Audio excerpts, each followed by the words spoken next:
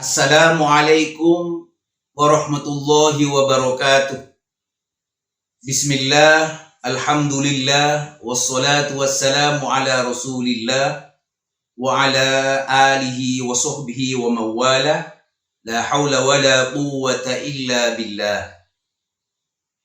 Hadirin kaum muslimin yang dirahmati Allah, alhamdulillah kita akan kedatangan tamu agung, yaitu bulan suci Ramadan, bulan yang penuh dengan barokah. Oleh karena itu kita sebagai Abdullah dan Khalifatullah fil ardh, kita harus menyiapkan diri dengan sebaik-baiknya agar nanti pada saat kita menjalankan rangkaian ibadah bulan puasa, kita dapat melaksanakannya dengan sebaik-baiknya. Dalam hal ini, Rasulullah memberikan semangat kepada kaum muslimin bagi orang yang menyambutnya dengan rasa senang. Rasulullah bersabda, "Man fariha bidukhuli Ramadan, harramallahu jasadahu 'alan niran." Siapa yang senang dengan masuknya bulan Ramadan, maka Allah mengharamkan jasadnya orang tersebut dimakan api neraka. Hadirin, ketika kita berbicara tentang senangnya kita dengan datangnya bulan Ramadan, apakah cukup dengan rasa saja yang kita bisa rasakan di dalam batin kita agar kita mendapat jaminan tidak masuk neraka? Tentulah belum cukup para hadirin, karena kita harus menunjukkan rasa senang terhadap bulan Ramadan itu diterjemahkan, diwujudkan dalam perbuatan yang konkret, perbuatan yang nyata, perbuatan yang bisa dilihat oleh mata. Untuk itu, untuk mengukur ada tidak adanya rasa senang dengan masuknya bulan Ramadan, atau untuk melihat tinggi rendahnya rasa senang kita dengan masuknya bulan Ramadan, kita dapat melihatnya di antaranya adalah apakah kita menyiapkan ilmu yang cukup tentang puasa Ramadan sebelum memasuki bulan Ramadan. Berapakah waktu yang kita siapkan untuk mendalami, memahami semua hal yang terkait dengan puasa Ramadan?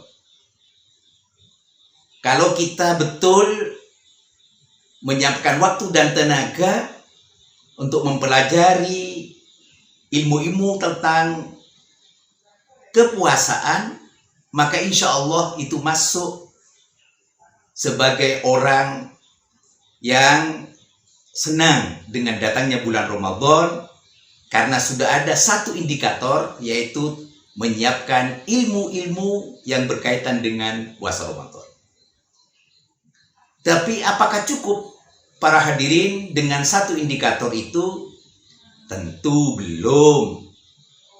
Kita harus melengkapinya dengan indikator yang kedua, yaitu apakah kita menyiapkan kesehatan kita? Apakah kita lebih lagi menjaga untuk kesehatan kita di dalam rangka nanti ketika sudah saatnya berpuasa bulan Ramadan, kita betul-betul sehat, fit badan kita, sehingga tidak terganggu, tidak ada alasan untuk meninggalkan puasa.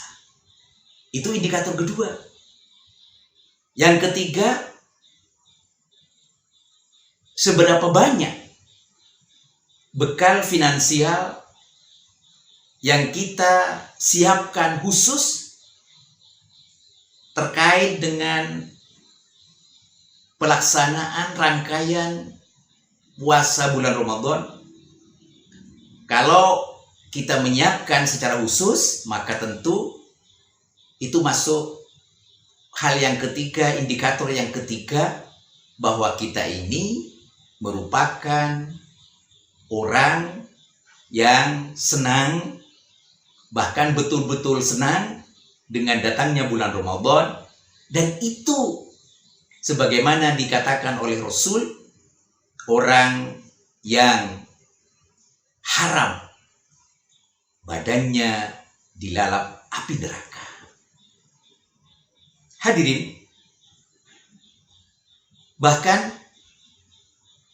ketika kita membayangkan datangnya bulan Ramadan, lalu kemudian kita mungkin dari pengalaman, apakah itu pengalaman pribadi atau pengalaman orang lain, pada saat siang di bulan Ramadan kita merasa haus, merasa lapar, lalu kemudian kita mungkin di antara kita bahkan mengeluh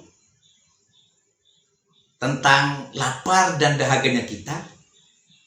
Ingatlah bahwa khusus untuk orang yang berpuasa itu Allah menyiapkan pintu khusus yang disebut dengan babur rayyan, pintu fresh, pintu kesegaran yang dikhususkan bisa dimasuki oleh orang yang berpuasa. Kalau itu kita ingat-ingat, walaupun kita merasa lapar dan dahaga pada saat melaksanakan ibadah bulan puasa, tapi lalu kemudian kita akan mendapatkan perlakuan khusus, yaitu pintu khusus yang disebut dengan babur rayyan, yang akan kita lalui ketika mau memasuki Jannatun Naim, maka rasa lapar, rasa dahaga mungkin saja bisa terkurangi, bahkan bisa saja tidak dirasakan sama sekali, karena kita akan nanti pada zamannya di akhirat kita akan merasa senang, merasa bahagia, diperlakukan khusus oleh Allah untuk bisa masuk melalui babur rayyan ke surga Allah Subhanahu wa taala. Hadirin, sebetulnya seberapa besar pengaruh dari rasa senang, bahkan rasa cinta kita dengan salah satu perintah Allah, yaitu puasa Ramadan. Mari kita mencoba menerjemahkan konsep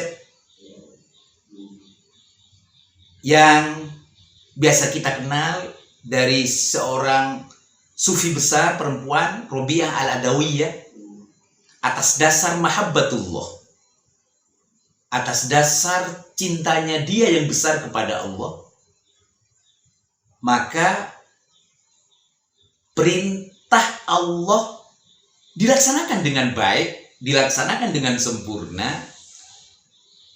karena dia sangat cinta kepada Allah. Maka apa yang dilakukan oleh Robiah Al-Adawiyah ini ketika kita mencoba untuk tarik ke dalam diri kita terkait dengan pelaksanaan puasa Ramadan, maka rasa cinta kita untuk melaksanakan bulan Ramadan, karena puasa Ramadan, karena ini merupakan salah satu perintah dari Allah, maka insya Allah hal-hal yang terkait dengan haus, hal-hal yang terkait dengan mungkin rasa lapar yang oleh orang tertentu dirasakan sangat perih di hatinya, di perutnya mungkin, itu akan sedikit terkurangi. Bahkan bisa jadi perasaan haus dan dahaga, lapar itu bisa tidak dirasakan sama sekali gara-gara mencintai dan bangga serta senang untuk menjalankan perintah Allah, yaitu puasa di dalam bulan Ramadan. Di dalam sebuah kitab yaitu Durratun Nasihin ada kisah yang menginspirasi kita betapa perasaan seseorang yang secara fisik dia kuat, tapi lalu kemudian dia tidak memaksakan diri untuk puasa, tidak mau melakukan perintah Allah berupa puasa Ramadan, maka ketika melihat seorang kakek yang sudah sangat tua, lalu kemudian si kakek yang sudah renta ini tetap menguatkan diri melaksanakan puasa dengan menanggung rasa dahaga dan lapar, si anak muda yang masih segar bugar seperti ini merasa heran lalu bertanya, "Kek, kenapa kakek bersusah payah menanggung rasa lapar dan rasa dahaga yang luar biasa di hari-hari pelaksanaan puasa Ramadan ini?" Lalu si kakek ini menjawab, "Hei anak muda, rasa laparku dan rasa dahagaku gara-gara berpuasa di dalam bulan Ramadan ini tidak ada apa-apanya dibandingkan jika saya tidak berpuasa akan dimasukkan oleh Allah ke neraka yang panasnya 1000 kali dari panasnya api dunia. Karena tidak ada artinya apa-apa dibandingkan dahsyatnya siksa Allah yang akan diberikan kepada orang yang tidak berpuasa, maka masyakoh dari pelaksanaan puasa Ramadan berupa lapar dan dahaga itu saya tanggung, saya rasakan dengan sangat ringan dan tidak menjadi beban sedikit pun. Ini cerita inspiratif bagi orang-orang yang mungkin pada saat mau melaksanakan puasa lalu kemudian sudah merasakan dulu betapa hausnya dan dahaganya ketika betul-betul melaksanakan puasa Ramadan. Hadirin, kita juga mencoba bagaimana seandainya kita mau melaksanakan puasa lalu kemudian kita berat misalnya. Mari kita melihat bagaimana Nabiullah Ibrahim alaihissalam pada saat didatangi oleh malakul maut karena ajalnya sudah tiba, maka Nabi Ibrahim diberitahu oleh malakul maut, "Wahai Nabiullah Ibrahim, sudah sampai ajal kalian." Bagaimana respon Nabiullah Ibrahim? "Saya tidak mau, karena saya masih mau menambah bekal sangu akhirat saya. Saya masih harus berbuat kebaikan yang banyak lagi. Saya tidak mau." Lalu apa yang disampaikan oleh malakul maut mendengar jawaban Nabiullah Ibrahim Khalilullah? Malakul maut mengatakan, "Apakah ada ada seseorang yang jika dipanggil untuk bertemu oleh kekasihnya, lalu orang itu tidak mau? Nabiullah Ibrahim, kata malakul maut, merupakan Khalilullah, kekasih Allah. Dan Khalilullah ini, kekasih Allah ini berupa Nabi Ibrahim ini, juga memiliki zat yang sangat dicintai, yaitu Allah, pemilik tunggal dunia, akhirat, dan seisinya ini. Maka ketika malakul maut memberikan alasan dan memberikan kata-kata yang menusuk hati Nabiullah Ibrahim, apakah ada seseorang yang keberatan untuk dipanggil bertemu dengan kekasihnya, yaitu Allah, dan dia tidak mau? Nabiullah Ibrahim langsung mengatakan, kalau begitu silahkan nyawa saya dicabut, karena saya ingin segera bertemu dengan kekasih saya, yaitu Allah Rabbul Alamin. Kalau ini kita tarik ke dalam diri kita untuk menguatkan sikap dan perbuatan kita serta pikiran kita agar dengan kuat bisa menjalankan ibadah bulan puasa Ramadan, yaitu dasar cinta, maka sekali lagi saya ingin katakan, tidak ada alasan bagi kita yang cinta Allah dan senang dengan perintahnya Allah berupa pelaksanaan ibadah bulan Ramadan, ibadah puasa di bulan Ramadan,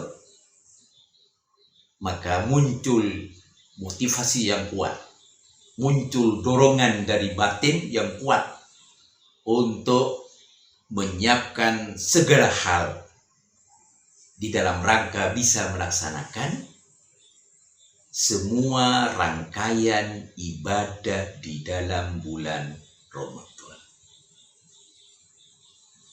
Ada satu hadis yang perlu saya sampaikan juga agar kita memiliki semangat dan agar rasa senang kita menguat,